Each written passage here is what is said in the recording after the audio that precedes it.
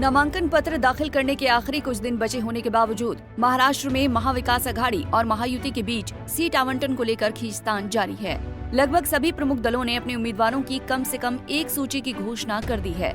लेकिन एक तरफ जहां उम्मीदवारों की सूची की घोषणा की जा रही है, वहीं दूसरी तरफ पार्टी से बगावत कर रहे नाराज लोगों को मनाने की जिम्मेदारी भी वरिष्ठ नेताओं की है।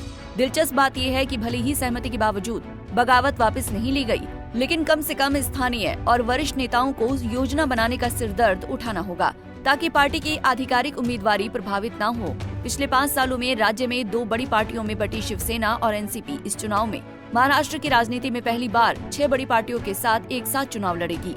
हालांकि दोनों धड़े सीट शेयरिंग के फॉर्मूले के लगभग करीब पहुंच गए हैं, लेकिन दोनों गुटों को अभी भी मुख्यमंत्री पद के चेहरे को लेकर आंतरिक समस्याओं का सामना करना पड़ रहा है। इसीलिए यहाँ पर ये जानना बहुत जरूरी है कि कौन सा धड़ा इस बार मजबूत स्थिति में है और कौन सा धड़ा कमजोर स्थिति में। शिवसेना और एनसीपी के विभाजन के बाद से महाराष्ट्र का राजनीतिक परिदृश्य एकदम बदल गया है।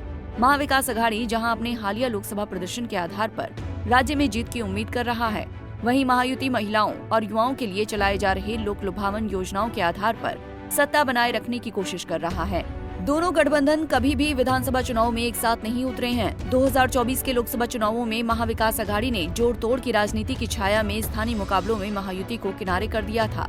महाविकास अघाड़ी ने 48 में से 30 सीटें जीती, जबकि महायुति को सिर्फ 17 सीटों पर ही जीत मिल पाई थी।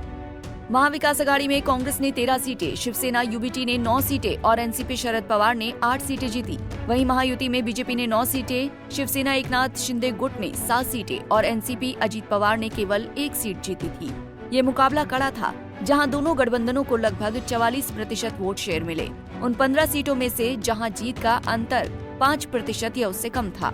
महाविकास अघाड़ी ने 9 और महायुति ने 6 सीटें जीती थी।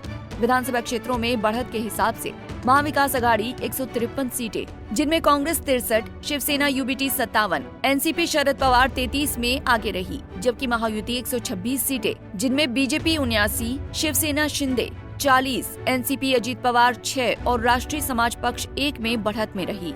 राज्य विधानसभा में साधारण बहुमत का आंकड़ा 145 सीट है। आइए अब आपको इस सवाल का जवाब बताते हैं कि कौन कितना मजबूत है। सामान्यतः हम किसी सीट पर पार्टी की ताकत का आकलन करने के लिए पिछले 3 विधानसभा चुनावों के नतीजों को ध्यान में रखते हैं, क्योंकि राज्य की 2 क्षेत्रीय पार्टियां 4 में विभाजित हो चुकी हैं। इसीलिए 2024 के लोकसभा के अनुसार विधानसभा बढ़तों को भी ध्यान में रखा गया है। सीटों को 5 श्रेणियों में बांटा गया है: बहुत मजबूत, मजबूत, मध्यम, कठिन और कमजोर। जबकि शिवसेना और एनसीपी अपने मूल चुनाव चिन्हों के साथ हैं, जबकि उनके मूल नेताओं की जगह अब एकनाथ शिंदे और अजीत पवार ने ले ली है।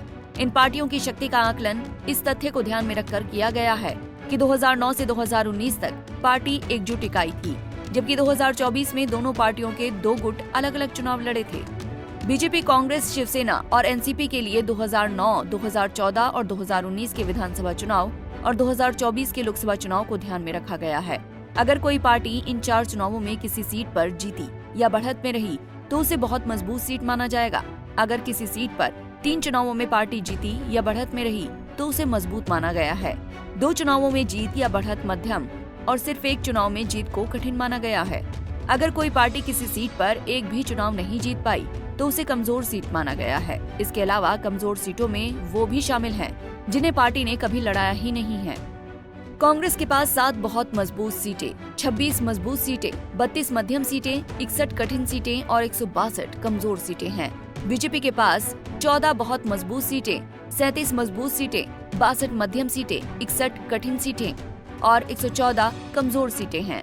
एनसीपी के पास 1 बहुत मजबूत सीट, 15 मजबूत सीटें, 28 मध्यम सीटें, 58 कठिन सीटें और 186 कमजोर सीटें हैं। शिवसेना के पास 5 बहुत मजबूत सीटें, 12 मजबूत सीटें, 39 मध्यम सीटें, 69 कठिन सीटें और 163 कमजोर सीटें हैं।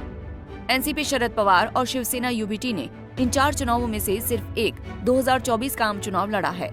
अगर ये पार्टियां किसी सीट पर आम चुनाव में बढ़त में थी, यानी 1 में से 1 जीत, तो सीट को बहुत मजबूत माना गया है। अगर वो किसी भी सीट पर बढ़त में नहीं थी, यानी 0 में से 1 जीत, तो उसे कमजोर सीट माना गया है। इस फॉर्मूले का उपयोग करते हुए एनसीपी शरद पवार के पास 33 बहुत मजबूत सीटें और 255 कमजोर सीटें हैं। शिवसेना यूबीटी के पास 57 बहुत मजबूत सीटें और 231 कमजोर सीटें हैं।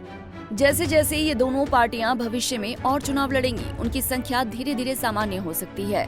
आसानी से समझने और अन्य 4 पार्टियों से तुलना के लिए मान लें कि एनसीपी शरद पवार के पास 33 बहुत मजबूत और मध्यम सीटें हैं, जबकि 255 कठिन और कमजोर सीटें हैं। शिवसेना यूबीटी के पास 57 बहुत मजबूत और मध्यम सीटें हैं, जबकि 231 कठिन और कमजोर सीटें हैं।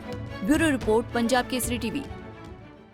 हमसे जुड़े रहने के लिए हमारे YouTube चैनल को सब्सक्राइब करें और नई वीडियो की नोटिफिकेशन के लिए बेल आइकॉन को दबाएं।